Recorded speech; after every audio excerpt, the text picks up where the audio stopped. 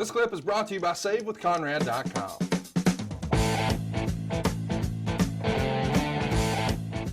Lots of rumor and innuendo out there. You know, lots of people online think they know the family dynamic and know what really is going on.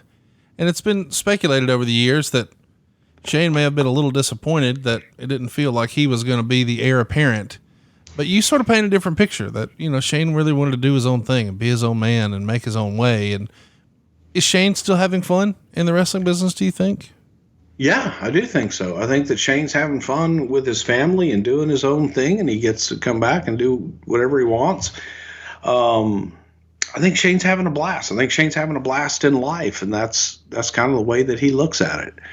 The other big piece that wrestling fans online have fun with, and poke holes in it, shit on it, shut it down, whatever you want to do. But hey, why was there never a big Triple H Shane feud? They think that maybe there's animosity behind the scenes in real life and these guys don't get along. And that's the reason there hasn't been like a big Shane versus Hunter WrestleMania match. You're there, you know what's real, what's not. Never seen it. And, you know, it's Eric Bischoff, his first night in, and you should ask Eric this question because it always sticks with me, and I've always kind of pointed to it because it was a very cool observation. Was you had Vince, Steph, Hunter, and Vince, Steph, Hunter, and Shane, and just the genuine like love and just his first night in, he saw it and he was like, wow. He says, you know, no matter what anybody says about anybody else, he says, when you have that kind of love of your family, and I'm sure that as a family, they have their ups and downs just like everybody else does. My fucking wife answered the damn, I told her, don't answer Skype ever. Of course. Especially if it's me, right? Especially, I mean, only when it's you. Right. Yeah. But no, I mean, everybody has their ups and downs. But if you have the love of your family and your family, you're cool with everything, then you can't be that bad of a person. And you can't, you know, things are all right. And it was just I remember him sitting there staring at it and him saying to me, he goes, you know, all the things I've heard about Vince McMahon. He goes, I don't know the man. I just met him for the first time live on stage here. He goes, watching that tells me a lot about what I need to know about him. Yeah. And it was just seeing him interact with his kids. Yeah. He's told me the same thing off air. Well, I don't think we've talked about it on air, but we did talk about that. Listen, this is a weird question to ask, but I don't know how to ask it. What's Shane's role now? I don't know what his title is. Is he just an on-screen character? Or? I don't know. Okay. I guess. I really don't know. What do you think his legacy will be? I think that his legacy is Shane McMahon. I think that his legacy is that, you know, he came out, and I think people will remember him for his in-ring and on-screen character. And his legacy is being his own man in my eyes. I also want to mention that in 2003, he became the executive vice president of WWE Global Media, and he's going to be looking into international TV distribution, live event bookings, digital media, consumer products, and publishing. He's going to negotiate some major TV deals over in England, Mexico, South America, and a lot of other countries around the globe. How was Shane, you know, as an office guy? We know how he was as a performer. He was entertaining, show stealer at times, daredevil, if you will.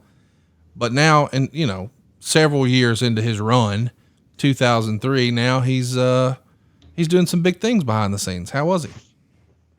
Thought he was very good. Shane had the same intensity in the office and in business, the same intensity that he had in the ring. So being able to utilize that and in business on that side of things, having the last name McMahon wasn't something that people held against him. It was like, okay, hey, now we're dealing with a member of the family. We're dealing with somebody that has a direct pipeline. And Shane was just integral as far as He was doing the magazine. He was doing all the internet stuff and had these global aspirations and able to get out and have the right people in the right roles to be able to negotiate those deals and get involved. So he was out there doing it.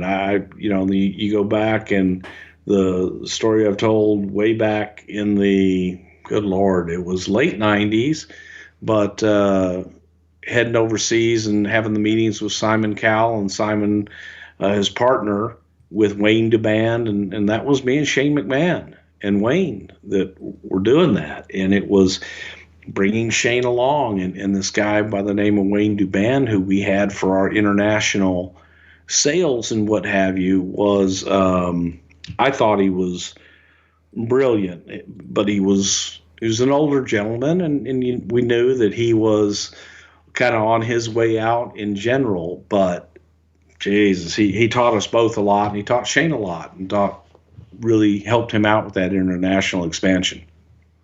After Survivor Series, McMahon leaves Raw to focus his attention on the executive creative staff and his new family. At WrestleMania 20, he briefly appears on camera during the opening of the event with Vince and, of course, his newborn son. That's a pretty cool moment to see all the different generations of McMahon start WrestleMania 20.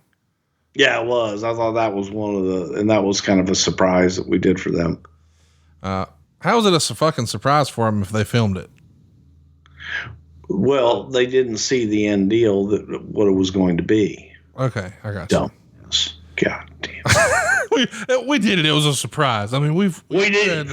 We surprised them. We snuck in and said, "Hey, smile,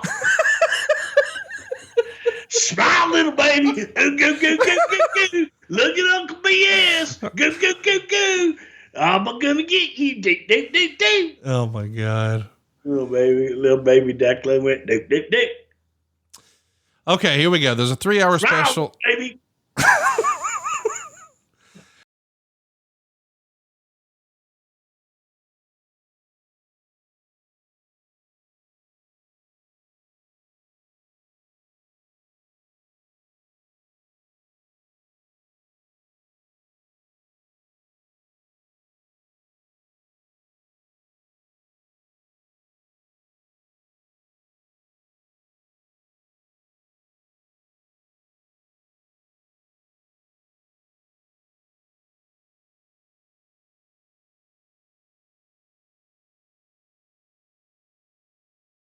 Hey, it's Conrad Thompson. Thanks for checking out the podcast here on YouTube. Be sure to hit the subscribe button and the notifications bell so you get a notice anytime we upload some new content. And go save yourself some money right now. If you're in a 30-year loan or you have credit card debt, it's not a matter of if I can save you money. It's a matter of how much. Find out right now for free at SaveWithConrad.com.